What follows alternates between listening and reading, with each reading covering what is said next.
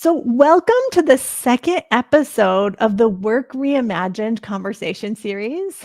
In this live conversation series, I chat with people who have reimagined their work so that you can gain insights on how to make work better for you in your own life.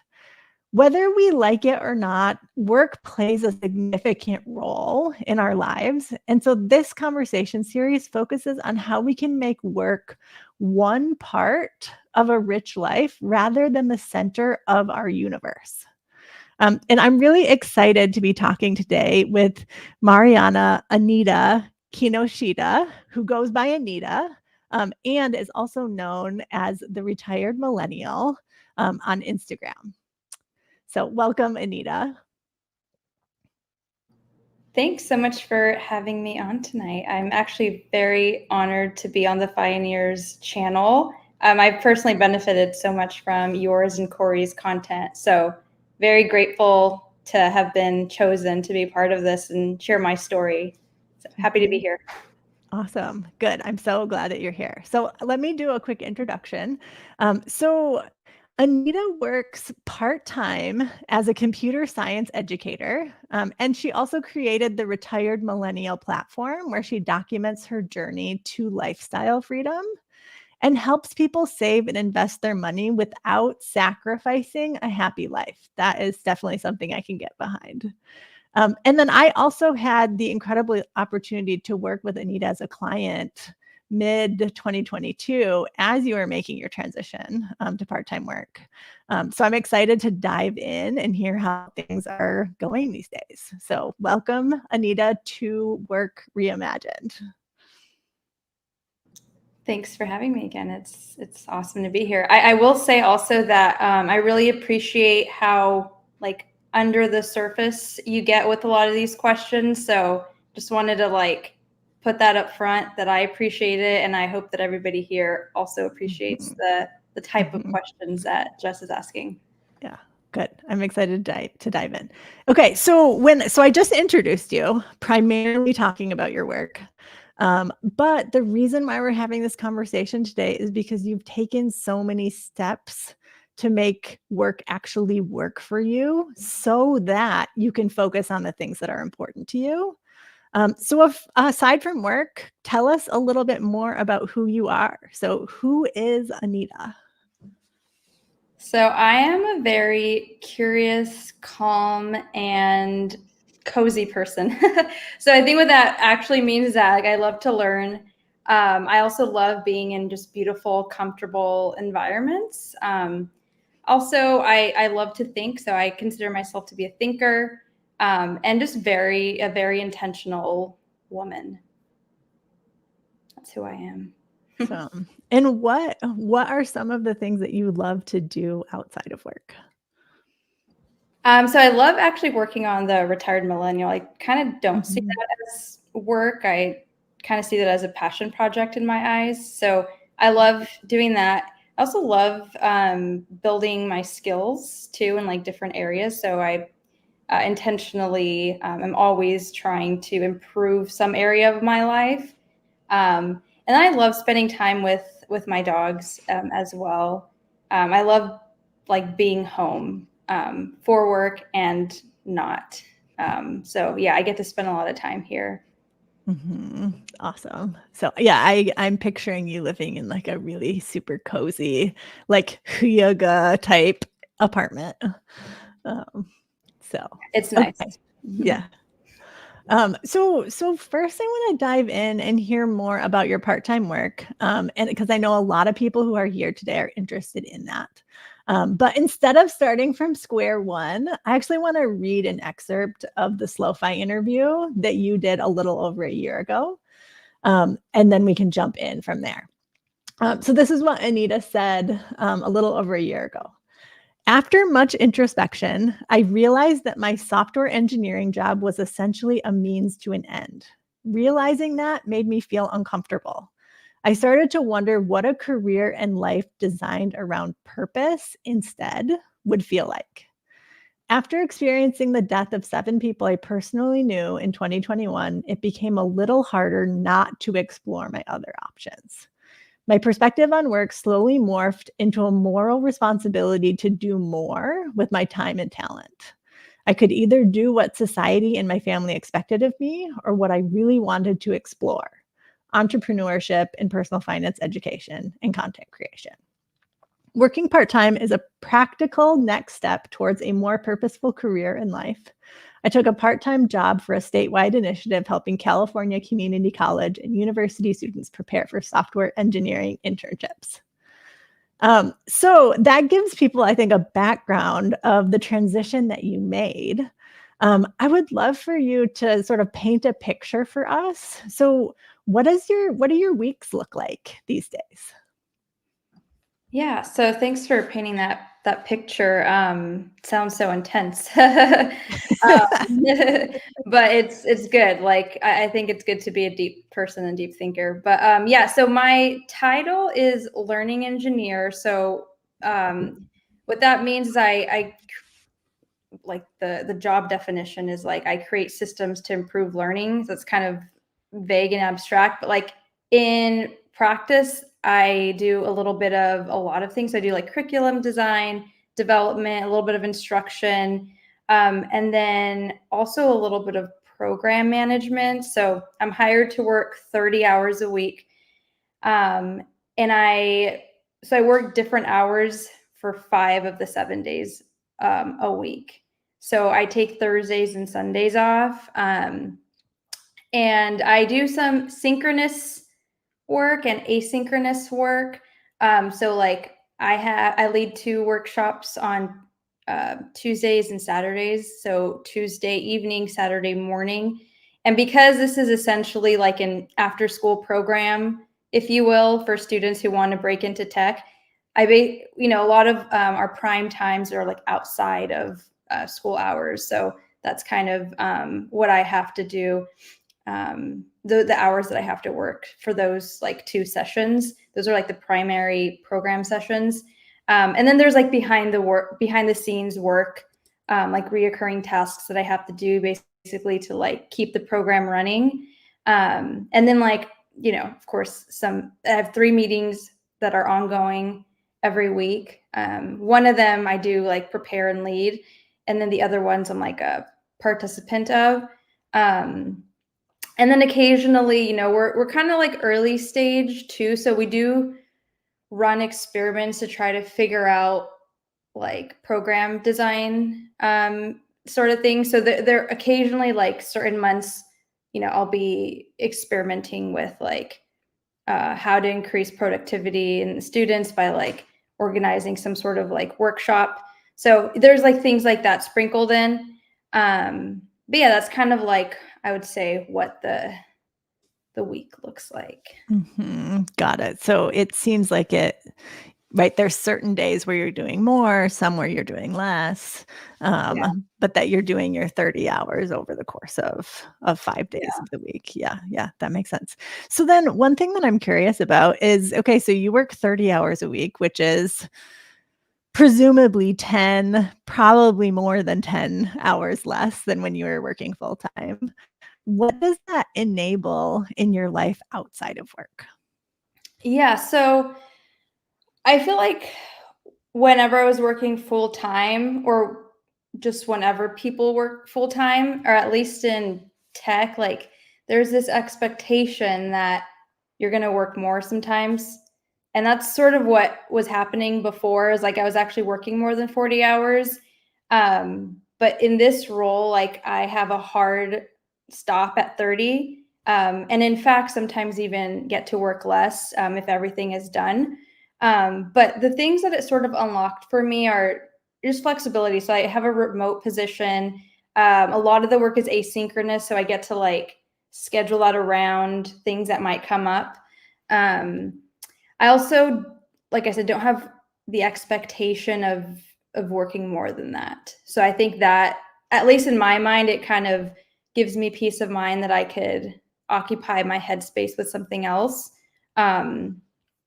Yeah, so like I think my cognitive load is pretty low, which is kind of what I was hoping for. Because sometimes like I feel like I could have probably had a 30-hour job a 30-hour-a-week job that was cognitively demanding, where I would like think about it or something. But with this job, I actually don't. And I don't know if that's a good thing or bad thing, but yeah, I still like, meet expectations for my team, have good reviews and things like that. But yeah, I would say that the cognitive load piece, like I don't have to worry about that. Mm-hmm. That is really interesting because, sometimes it depends, I think, on what people want out of their work, right? Is if like if what you're doing for work is the thing that like is helping you make the difference that you want to make in the world, and you're passionate about it and it's interesting and you're using your skills and all of that, like, sure, maybe some people do want it to be more cognitively demanding, right? But then there's so many people where the thing that provides you with that purpose and that like part of the impact that you want to make in the world is outside of work. Like sometimes it's really, really good to just reduce the mental load that work provides so that you can work on and do the things that you want outside of work. Yeah. Yeah. I actually would be curious to turn actually to the comment section, and I'd love to hear from you. Like, would you prefer a job that is like mentally engaging and demanding, or something that like allows you time and space to focus on things outside of work? So yeah, so I'd love to do that, and maybe Corey, you can post that question in the comment section for us. So the question is, do you want your work to be, mentally engaging and demanding, or do you want it to be something that doesn't have a high mental load so you can focus on your space on other things? So okay, so it sounds like you have this space, right, for other things, and some of it is the work that you do with the work or the passion project that you do with the Retired Millennial, and then spending time at home with your spouse, your dogs, hanging out with your family. Like, I'd love to hear like what like having this job that's not mentally demanding, like what's the best part about that for you? Like what are the things you're excited to get to do outside of work? At the Retired Millennial, you mean? At the Retired Millennial, or just life in general? So like what? Sorry, I'm trying to. Can you? How do you love to spend your non-working time? Oh, my non-working time. Mhm. So I love to learn. Like I think that's like the number one Mm. thing. I love learning. And I also love like writing about what I learned, and even like teaching, actually, like distilling complex concepts into something that's like very simple to understand. Like this even goes back to like Mm. computer science. I actually love computer science. Like I love the fundamentals of it. I love intro to programming. I love data structures. Mhm. I love algorithms, and I love like teaching it as well. Mhm. Um, Mhm. so yeah, that's definitely something that I just like, independent of work, I just like love Mhm. to spend my time on. And it's like easy for me to do that. And That's awesome, because it sounds like, I feel like there's so many people, and I know I've been included in this group of people, that when like when work is really demanding and stressful, it's hard to have time to learn about the things that you want to learn about. yeah, Yeah, so that's or even like, definitely. Mhm. yeah, or even like take the time to like apply the learnings too sometimes. Mhm. But yeah, I Mhm. would say problem solving in general. I just really love doing like, um, the personal finance club is hiring a software engineer right now, and I actually read through the job description to see if I could, share it with my community. Mhm. Um, I ended up sharing it with them, but like there was a coding challenge, and I couldn't resist. I like just took the time to like find the answer to it, just because like it's fun for me to like solve Mm. puzzles. than just like solve a problem. Like it's actually enjoyable. I spent like some time happily doing that, even though I don't have any job to apply to, you know what I mean? Yeah, that's really well, that's fun. And that's like that, I feel like that gives me a good picture of like what you want, what you're doing with your time as a result of working less, right? It's that you have the time to focus on and choose challenges that you want to solve and things that you want to learn. Yes. That's really, really cool. Yeah. So I want to go back to the chat for a second because I asked that question and we got a few answers. So yeah, so Connie mentioned that she's torn. So the cognitive demand can be both rewarding and can burn us out. So that's definitely, a way to figure out like what's the right balance. Jody currently prefers to focus her energy on other things outside of work. Lauren says mentally engaging but not demanding would be ideal.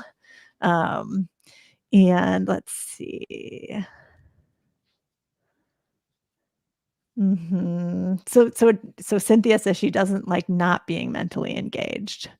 So she has like a busy season and then time where like a certain type of work where things aren't mentally demanding and does not like that. So that's interesting. And then Andrea says she likes to be mentally engaging while working, but be able to like stop thinking about it once the day is done. So yeah, I think that makes a lot of sense that, we maybe want to be engaged to a certain level, right, in the work that we're doing and feel like the thing that we're doing on a daily basis like matters and is making an impact, but also that we can separate from it. Right. And it sounds like that's true in your case, that like you're able to at the end of the day, like set it aside and go. Yeah, you just put yourself on mute. Oh. But yeah, no, I totally agree with that. I feel like if I didn't feel important or like I could be easily replaced, then I'm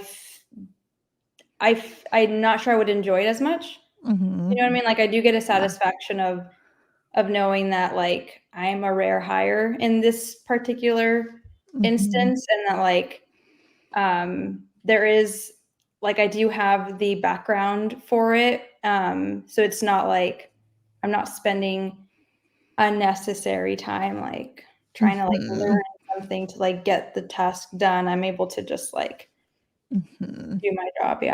Yeah, no, and I actually identify that from like when I worked in human resources part-time.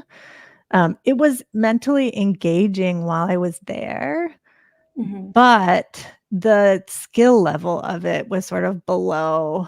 Like it was like I knew how to do everything in that job, and so it was engaging, but it wasn't really mentally demanding at all. I knew how to do everything. I could take care of it, and then I could just leave it there. And then I could focus the learning and the stuff that I like, the mental energy that I wanted to do on different things. Yeah. And it's still a win-win for like the company because you're able to actually execute on the job and you get what you want as well. Yeah, exactly. So I have one other question that I'm curious about. And so when you were talking about transitioning out of software development or software engineering, you said that you felt like that job was a means to an end. I'm actually curious if the work that you do now for your day job, like, does that still feel like it's a means to an end? Or is there, I'll just leave that question there. Does it still feel like that? I think like by definition, I'm probably going to feel like any job that I have before reaching fire will be a means to end to like by definition to some degree. But it definitely does feel different. There's other boxes that are being checked now that weren't then. So yeah, like, and I don't really think that working, because you need the money is like a bad thing. Like I actually enjoy work. But there, yeah, like I said, there's other boxes that weren't being checked. Like at my other job, I didn't really feel like there was an alignment with just like my human design, like what I got energy from, or necessarily like what I enjoyed.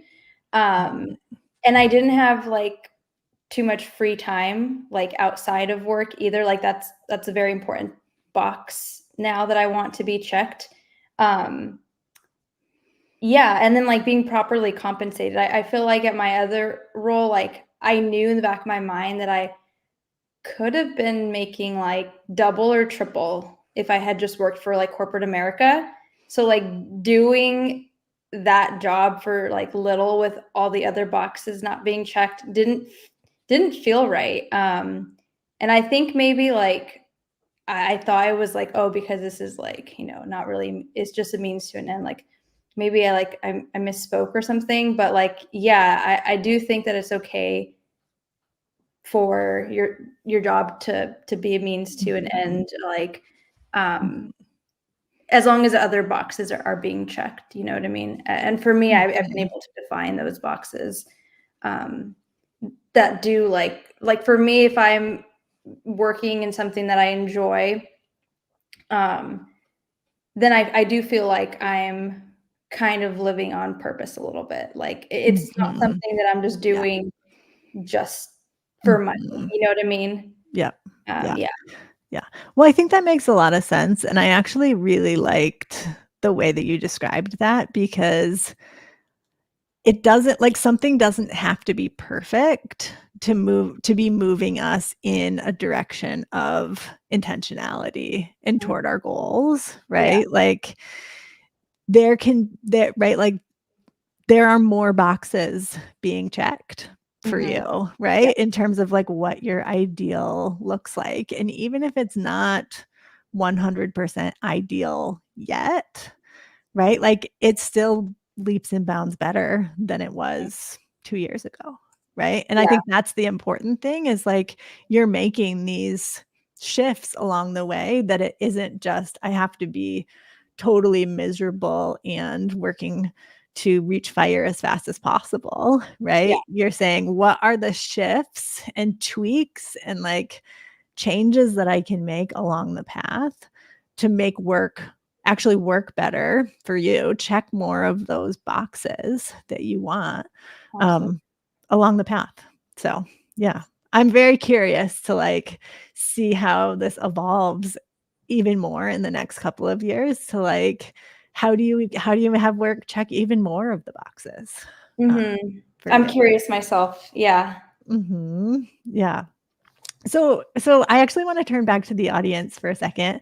And I actually want to ask you one of the questions that I asked Anita. So um, if you had more time, right, if you were able to work fewer hours and you had more time, how would you want to spend it?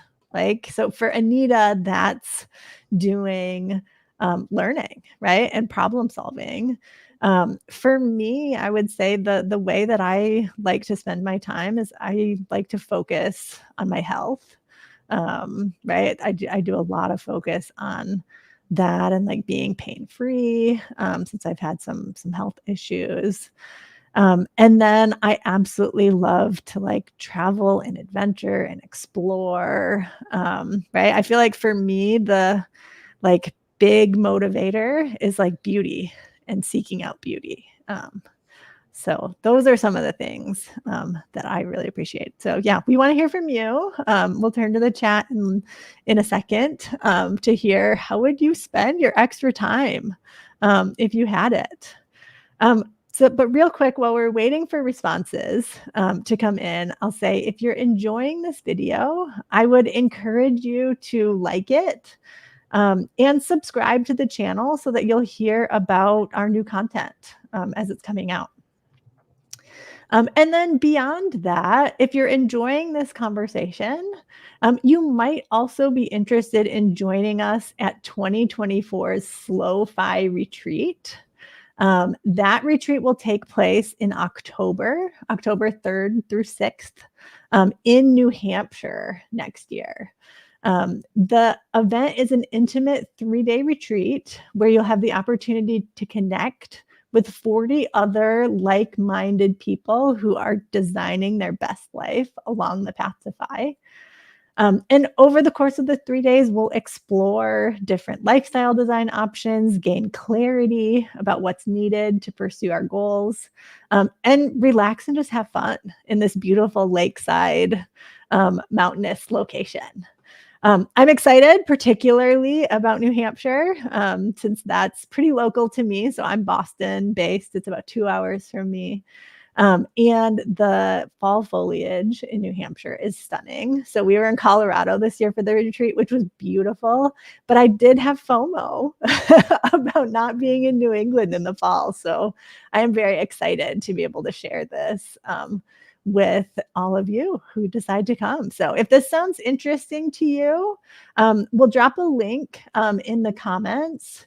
But the tickets are actually on sale for that retreat. I think we're like 65 to 70% full right now, but with early bird pricing right now until tomorrow. So if you are interested in that, tickets are going to go up by $300 after tomorrow. So yeah, Corey will drop a link in the comments so that you can check that out if you're interested. So I want to turn back and hear. So we heard from a few people of what they would love to do if they had more time. So Cynthia shares being outdoors, reading, learning, focusing on health and creative projects. Sounds awesome. Sophia, traveling, reading, going to the beach, learning. Andrea says hiking, being outdoors, helping friends and family, travel, learning. Single parent fire. I would love to be able to work part-time one day in the near future. Yes, I would love that for you too. Yeah, so I would say, Anita, it sounds like some of these folks are our people, reading, learning, being healthier, being outdoors. Yep. And yeah, definitely working part-time can help to enable a lot of those things. Absolutely. Yeah. So I want to talk about some barriers. So I think that we have barriers that can keep us from moving forward and working less or pursuing a part-time role. And there's a few common barriers. I think 3 that came up recently as I was, doing some polls on Instagram and Facebook were sort of income. So the loss of income. So will I have to take a pay cut? Will I make enough money? Scarcity mindset. So these fears that we have of like, should we keep, grinding it out because we don't know exactly what's going to happen? And then the third one is sort of this like identity or mindset, right? Is that we've maybe focused our identities on being high achievers for so long, right? And our identity is sort of fixed on our productivity and our achievement. And so it can sometimes be hard to actually embrace doing less.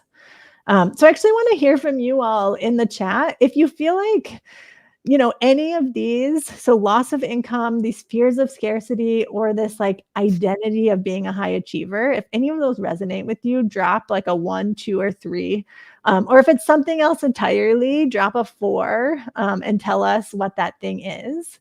And then we're going to dive into these challenges and barriers to see how we can overcome them. So I do see the first one that came in was number 3, although I am seeing 2 as well. But let's start with number 3. Let's start with this high achievement mindset.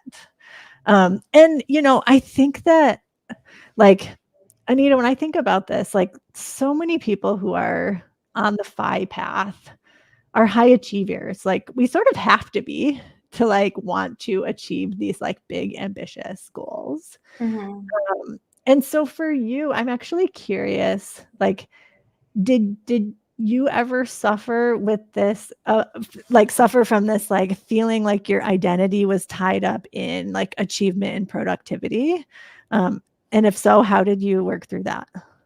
I definitely felt like there was an expectation for me, like having studied computer science, to like work as a software engineer. Like it felt prestigious to have that title. So when I think of identity, like I did struggle with that, but from the perspective of like expectations, because like I definitely still feel like a high achiever though. I did work through the expectations piece of it, but when it comes to like being a high achiever, I definitely still feel like I am a high achiever. I still have like really big goals. Like when it comes to my income, when it comes to like my career, when it comes to my health, like I want to live to be 100. Like I think that's a very ambitious goal in America to have.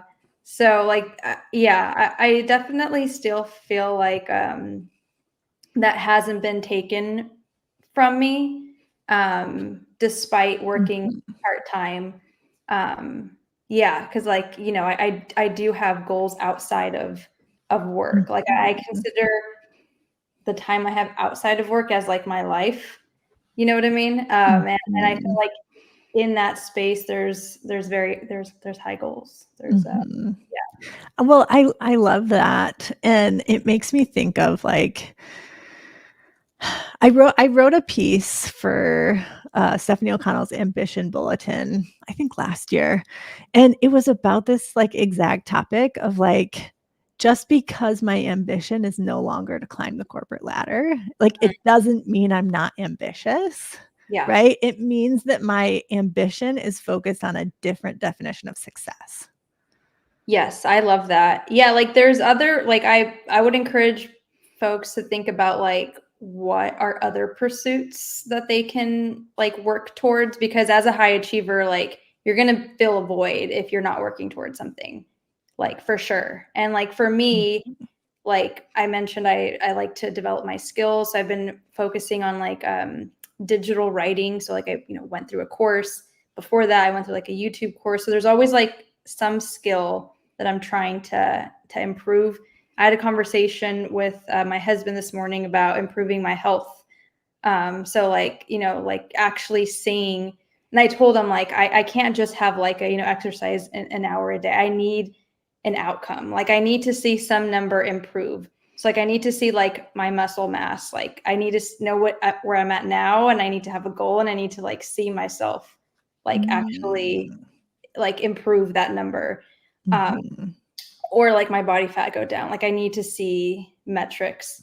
And then I'm also going to enroll into a master's program for education, just because I feel like I do have some conceptual gaps, just because my background is, formally in software engineering. All my work experiences in software engineering. So I do feel like I'd like to improve like in that way as well. It won't necessarily correlate to money, I don't think. But these are things that I'm still very much, it's still there. Like it doesn't necessarily relate to money. I mean, I do have income goals too, though, which are very high. But yeah, like you can definitely still be ambitious. Yeah. I definitely agree with that. And I think like,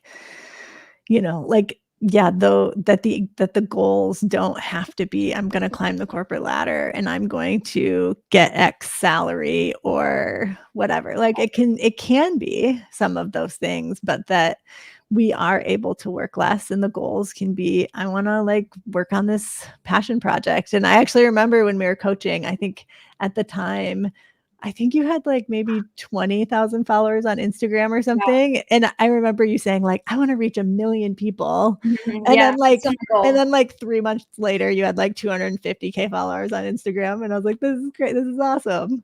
Right. Yeah. So like you can absolutely still be ambitious and a high achiever. It's just that you're now going after your specific goals.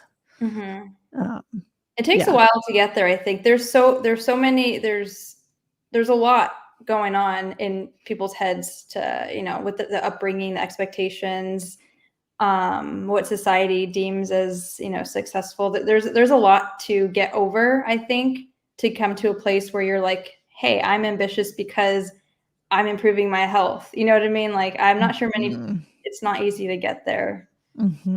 Yeah, yeah, for sure. And I mean, I think about it too. Like one of my favorite things to do is like travel and hike and be outdoors. And like for me, I feel like I'm being ambitious because I'm looking it up and being like, I would like to do this 12-mile hike in Amazing. Glacier National Park next summer. And I'm going to need to work hard to be Yeah. able to do that 12-mile hike. Yeah. And I feel like that's ambitious. And that is one metric of success for me. Yeah. And there's communities that will challenge you too, like in regards to that goal. Like my husband's really connected into like the triathlon people. Like I hear these podcasts, and there's a woman said she like took a 60-second nap and felt like energized. And I was like, that's just like next level. You know what I mean? These are, there are definitely circles where you could like share those successes with. Absolutely, yeah. Yeah, It's yeah, just yeah. an amazing goal. Yeah, so let's talk about this. Actually, let's talk about. I see some people saying ones. So in terms of like the sort of income side and being able to sort of mentally prepare and financially prepare, I'm actually curious. Like, did you end up needing to take a pay cut to take this part-time job? Yeah, so I did take like a W-2 pay cut, but this year I actually made more year to date than I did last year working as a software engineer. So yeah, like, And there's that combination between the work and your online business? yes, Okay. yes. Yeah. And like actually my incomes are pretty comparable. Mhm. Like when I quit, I think I was close to like 70,000 a Mhm. year. And that was after 3 years. So I didn't start there. Like I actually Mhm. went up, and yeah, so like it might sound like a lot, but for the industry, it's like actually very low. Um, and currently I'm making 66.7K. So like very, very comparable incomes, working less hours. Mm. Obviously, like, the potential is capped where I'm at. Like I'm never going to out earn what I could have done in my other job.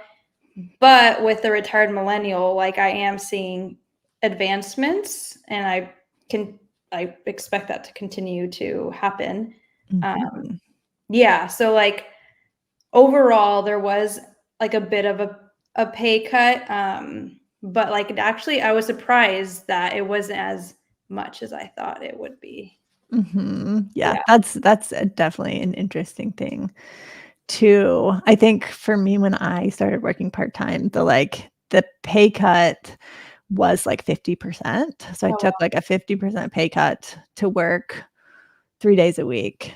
But it wasn't like I was working 24 hours and I was working way more than 50 hours. So I was like reducing my time by 50%. And then I had all of this excess time and mental energy to focus on other pursuits, Yeah. right? Some of which could make money outside of work. And so, it ended up being not as negative, right, on the path as I would have expected. And then one thing that I found, and I don't know if this would be true for you, but for me, when I started working part-time, like and I wasn't working full-time in a toxic job that was, like, using up a lot of my mental energy, I Mhm. realized that I was actually spending less money because I wasn't paying for, like, convenience or escape, or I could, like, do more searching for travel deals or, like, that kind of thing. Have you seen that at all in your own life? So funny enough, I think after going through your program, I was like, you know what? I can actually afford more things. So I Mm, actually increased yeah. my spending a little bit, but I think that's also a sign of growth. Like Mm, I do monthly massages now, and I remember going mhm, through your program. I'm like, never again am I going to drink coffee that's that's microwaved. Like, I'm going to make myself a new cup every morning, every cup. Like, I'm not going to sacrifice that quality. So, like, I spend a little bit more on coffee as well. Yeah. But yeah, I mean, like, nothing else was like, those are like very intentional things that so happened to line up with the timing of my, downshifting in my career. But yeah, I don't think I've seen like lifestyle inflation since then, aside from those things. Yeah. Yeah. Yeah. So yeah, it sounds like you made some decisions to spend more on particular things that were adding value to your life, which is great. So it sounds like maybe you didn't have the sort of level of lifestyle inflation that I did, but while I was working full time. Yeah, I don't think so. Yeah, I think in my situation, I had been introduced to FIRE like at the beginning of my software engineering career. So like the mindset was always to be lean. So yeah, I think like from that point on, I was like getting to a point, like I was basically having this conversation with myself of like, how could I continue my standard of living for less? And I basically kept doing that until like I reached your program. I was like, maybe I could kind of turn up the dial a little bit in these other areas. Yeah. Yeah, that's interesting. So having that experience of like, okay, I'm living my life in a more intentional way. Yeah. Let me spend my money on things too that are gonna that's great. And that it sounds like having lower income for a period of time, right, when you first transitioned, didn't put you into this scarcity mindset that made you feel like, oh, I have to save, like I can't actually spend because who knows what's going to happen. I need to, keep saving. So yeah, that can like, I think transitions us a little bit into this, but the number 2, right, which was this scarcity mindset of like, how do we actually downshift when there's so much fear of like the unknown of like what could happen? Maybe I should just continue grinding forever and one more year, of X because of this level of fear. I'm curious to hear a little bit about your experience with that. Yeah, I think this is a really fascinating topic, and it's more important than I think people realize. And I think it's actually a symptom of something much bigger. Like I think it's a symptom of like undealt trauma or something else. Like I don't think it's ever really actually about like money to some degree. Like I think there's something underneath that. Like I took Ramit's one of his mini courses on limiting beliefs, and I found a particular interaction that he had very interesting. Like he told a story about there's a woman interviewing him, and he asked her like, how much do you think you need to like to have enough? And she said like $115,000 or something like that. So then he kind of like turned the conversation to like, well, can you tell me a little bit about like money growing up? And she had this like experience where her family like basically lost everything. And like she was like in her mind, she was thinking, okay, once I reach 115,000, I'm going to like, that was her way of dealing with it. But in reality, like, even if she met the 115, like that's probably not going to go away. Right. Like there's something else that needs to be like taken care of. That's actually unrelated to salary. So I think there's like that at play. Yeah, so I think that's like worth mentioning just because like I think sometimes we think that once we reach a certain goal that we're going to feel different or we're going to feel safe, but I don't think that's guaranteed. Like you're not going to switch like from like when you reach a milestone, like the other day, like my milestone went to like 300,000. I didn't feel any different than when it was like 100,000. You know what I mean? Like there's nothing fundamentally that changed about the way I saw the world or myself or my safety or my security. And like one day that's going to be 1 million. And I don't think there's going to be a big shift either. So yeah, I think like scarcity mentality sort of transcends our money goals. So like and this is something I haven't done because it's like kind of a new unlock for me, but like talking therapy, I feel like might be useful here. I've done like other forms of therapy, which are kind of more non-traditional, like inner child stuff, which I do think that have helped with this scarcity mentality. But yeah, and then there's also like kind of like maybe like more practical things that I've done. You want me to kind of talk about that as well? Well, so I would be curious, like, what helped you? Like, Yeah. what helped you be able to say, I'm going to intentionally choose to make less Yeah. instead of Okay. Yeah. saying, I want to make, I need to be extra safe and I'm going to Yeah. increase my income and focus on that. Yeah. So there's like a list I have. So like my expenses are very lean. So I think that definitely helped like on a practical level where like I don't need a lot of money to live and I know what those numbers are. I also I have like a skill set that's in high demand. So, worst case scenario, I'm very good at thinking about worst case scenarios. So like if this doesn't work out, like if I get fired from my current job, like what's going to happen? Well, I could do software engineering again. Like and I have a big network for that as well. So I feel like the skills and network that I have are really big.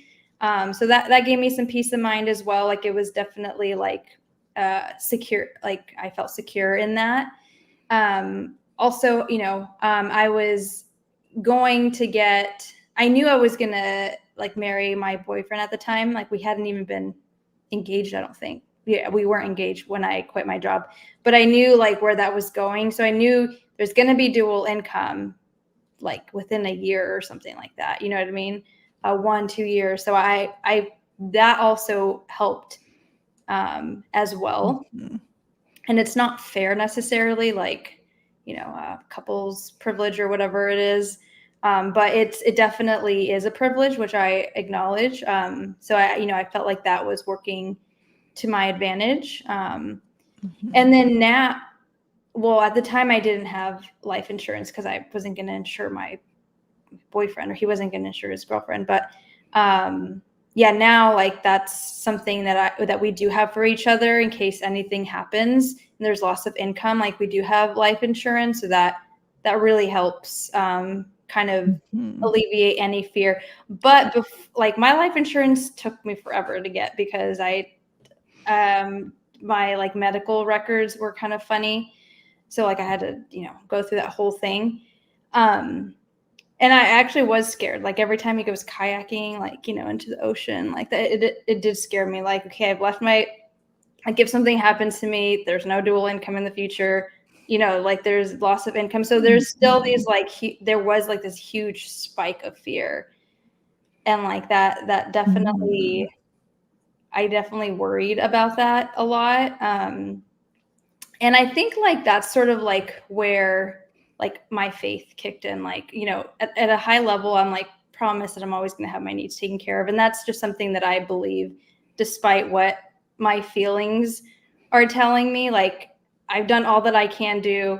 There's only so much that I can do. And the rest is sort of like in God's hands kind of thing. So I feel like, that plays a big role when I inevitably spiral into something that is like potentially, it could be irrational or it could be rational fear. Everything disappearing. And I also think that like the inner child work that I talked about earlier that I did a couple years ago, I spent a couple $1,000 like on this like coach that basically did it was kind of like somatic healing in a way. I'm like a big fan of that type of work.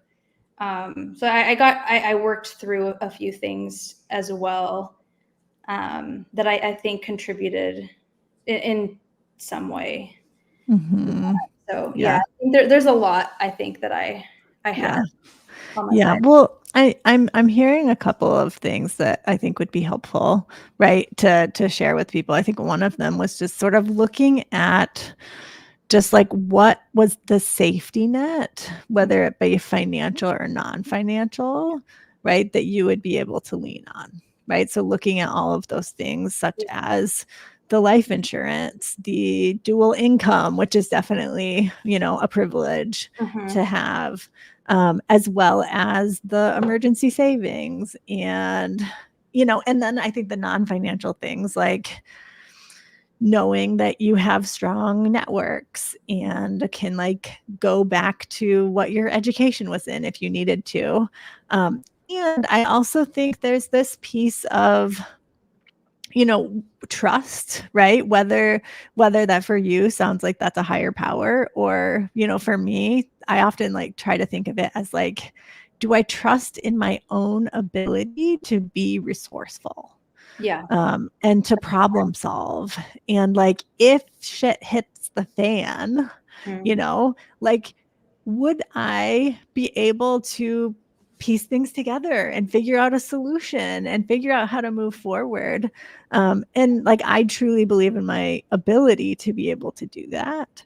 And that also gives me that level of comfort, as well as knowing like I have friends and community who would also rally around to support as well, right? So thinking about what your support system and safety nets, financial and non-financial, look like. Yeah, I love that. That's a good way of looking at it. Yeah. So okay. So for people who are here and they're considering part-time work in the future, what steps could you like? What advice do you have for them? What steps could they take to make it a reality for themselves in the future? Yeah, so I think there's kind of two dimensions. I think the first is building financial awareness, and the other is building opportunity awareness. So for financial awareness, even going through like an expense audit, and it sounds boring and blah, but it's actually really helpful to just understand like how much does your life actually cost? Because when you're thinking about this topic of like what is enough money, it's a big question, and it brings up a lot of emotions and probably even past trauma. So like I feel like a really good place to start is just write down all of your bills, and that's a good starting point, like as a baby step. There's other things you could do as well. Like are you building your emergency fund? Do you have an emergency fund? There's this like a bigger fund, like an FU fund, like where you have like a year's worth of money. But yeah, I think just like getting started by looking at like what you're actually spending is like a really good place to start. And then, because then like, okay, if I get this job offer, like, is that actually enough compared to like what my expenses are? But yeah, the other one is opportunity awareness. So like actually seeing like what part-time jobs would check your boxes, right? Like, and if your current job is checking a lot of your boxes and you don't want to let that go, like, could your current job be a part-time job? Like, have you had that conversation with your manager?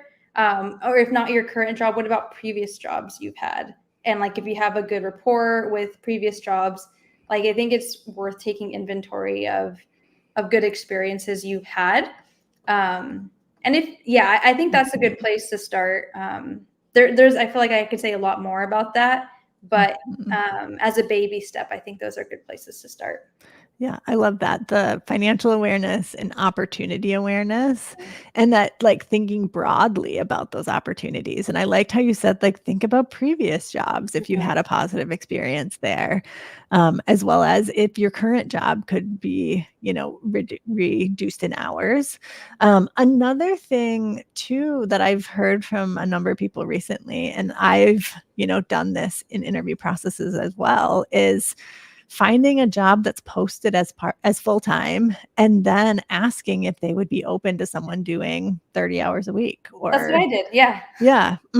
Yep, exactly. And a lot of times I think I mean, for me coming from an HR perspective, a lot of times people don't post jobs as part-time because they think that no one's looking for them. Like Mhm. maybe a job could actually be done in fewer hours, but they don't think that anyone would be willing to apply for it that way. Mhm. And so, yeah, so that's definitely a thing that I've heard that people can do. And sounds like that was successful for you. Yeah. I've done that in interview processes as well. And so, yeah, becoming aware of just what opportunities out there exist. So before we go, I want to actually turn to the chat and I want to hear from you folks who are here. What did you learn in this conversation, and what kind of action do you want to take as a result of this?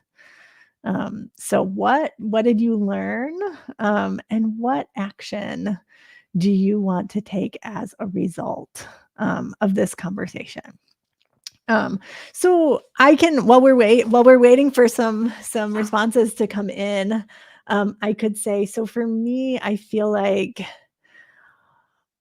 one thing that, that I really thought about, that I'm not sure it was new, but definitely something that's, like, coming to mind is this idea that, like, we can still be high achievers and ambitious even if we're choosing to work less. Like, working part-time does not preclude you from being a high achiever and ambitious. It's just that our ambitions are different now and based in our own definition of success. So that definitely is something that came back to me, and that I'm going to be thinking about as we move forward.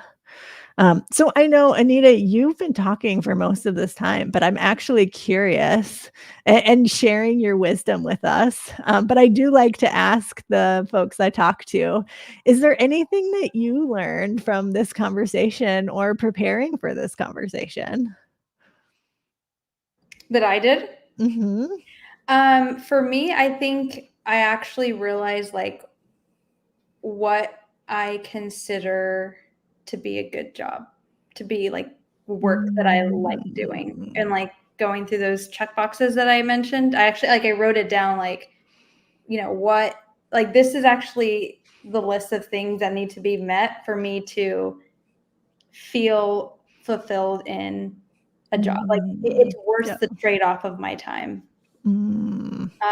Yeah. So I think for me was that, um, and even like earlier today, actually, I was having a conversation with my husband about and this may or may not be related, but like I was like, I really want to own a cottage. Speaking of like being a cozy person, I really want to own a cottage by the sea, which in Carmel by the Sea here is very expensive. They're like millions of dollars. And I want to be like, I want to have a stake in a ranch here. Like my dad has a ranch in Mexico. He has cattle there. And I would love to, off of Highway 68, this is like John Steinbeck County here. Um, I I would love to like be part owner of that. And for me, that just like I think probably came from prepping for this conversation of like this idea of like what is enough. Like I feel like Mm. it it's kind of changing, and like I'm like struggling, or not struggling, but like challenging myself to think bigger always. So Mhm. yeah, I don't know. I feel Yeah. like that idea kind of came from this process a little bit. Mm. Yeah, that's interesting. I really identify with that too. Is like our dreams and goals are gonna evolve over time. And yeah, and that we might expand them. Yeah, for sure. Awesome. So I'm seeing some responses come in. So Connie shares that she wants to reflect on how she can intentionally use her current free time. I love that.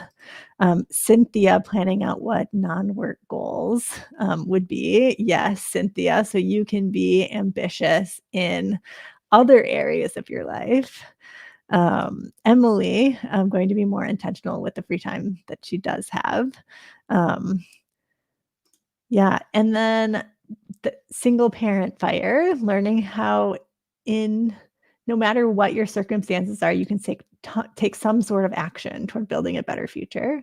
And so research types of jobs that would offer more work-life balance. So yeah, that opportunity awareness there. So awesome. Well, thank you everyone for joining us today. Thank you, Anita, for joining us on this Work Reimagined conversation.